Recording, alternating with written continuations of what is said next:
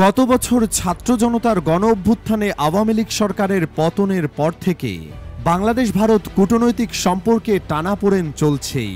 সম্প্রতি ভারতে অবস্থানরত অবৈধ বাংলাদেশি নাগরিকদের ফিরিয়ে দেওয়ার প্রক্রিয়া নিয়ে দুই দেশের মধ্যে নতুন করে উত্তেজনার আভাস পাওয়া যাচ্ছে।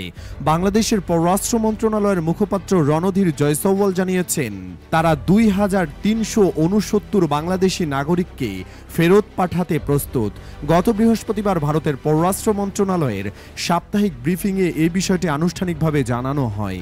রণধীর জয়সওয়াল বলেন, ভারতে যারা অবৈধভাবে বসবাস করছেন তারা বাংলাদেশি হোক বা অন্য কোনো দেশের, তাদের বিরুদ্ধে আইনি ব্যবস্থা নেওয়া হবে। তিনি আরও জানান, ভারতের কাছে এমন একটি তালিকা রয়েছে যেখানে ২৩৬৯ জন বাংলাদেশের নাম রয়েছে, যাদের মধ্যে অনেকেই ইতিমধ্যে কারাদণ্ড ভোগ শেষ করেছেন এবং দেশে ফেরত যাওয়ার অপেক্ষায় আছেন।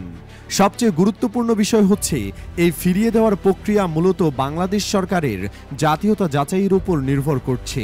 মুখপাত্র বলেন, আমরা বাংলাদেশ সরকারকে অনুরোধ করছি যেন দ্রুত তাদের জাতীয়তা যাচাই করে ফেরত নেওয়ার ব্যবস্থা করে। কিছু কিছু মামলা এই যাচাইয়ের প্রক্রিয়া ২০২০ সাল থেকে ঝুলে আছে।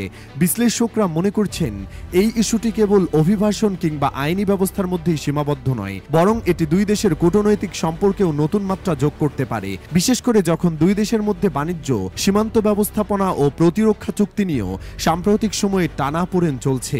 ভারতের হিন্দুস্তান টাইমস পত্রিকার বরাতে জানা যায়, দিল্লি এ বিষয়ে ঢাকার সঙ্গে ইতিমধ্যে একাধিকবার কূটনৈতিক যোগাযোগ করেছে। তবে বাংলাদেশ সরকারের পক্ষ থেকে এখনো এ বিষয়ে প্রকাশ্যে কোনো আনুষ্ঠানিক প্রতিক্রিয়া আসেনি। এই পরিস্থিতিতে উদ্বেগ তৈরি হয়েছে মানবাধিকার সংস্থাগুলোর মধ্যেও। অনেকের মতে, জাতীয়তা যাচাই ছাড়াই মানুষ ফেরত পাঠানো হলে তা আন্তর্জাতিক মানবাধিকার নীতিমালার লঙ্ঘন হতে পারে।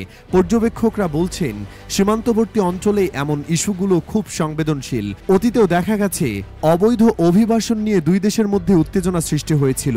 তাই এবারের ঘটনা নিয়েও এইরকম জটিলতা তৈরি হতে পারে, যদি না দুই দেশ যৌথভাবে স্বচ্ছ ও মানবিক একটি সমাধানে পৌঁছায়। সব মিলিয়ে এই তালিকা প্রকাশ এবং ভারত সরকারের সক্রিয় মনোভাব দুই দেশের কূটনৈতিক আলোচনায় নতুন মাত্রা যুক্ত করেছে, যা আগামী দিনে দ্বিপাক্ষিক সম্পর্কের গতিপথে বড় প্রভাব ফেলতে পারে।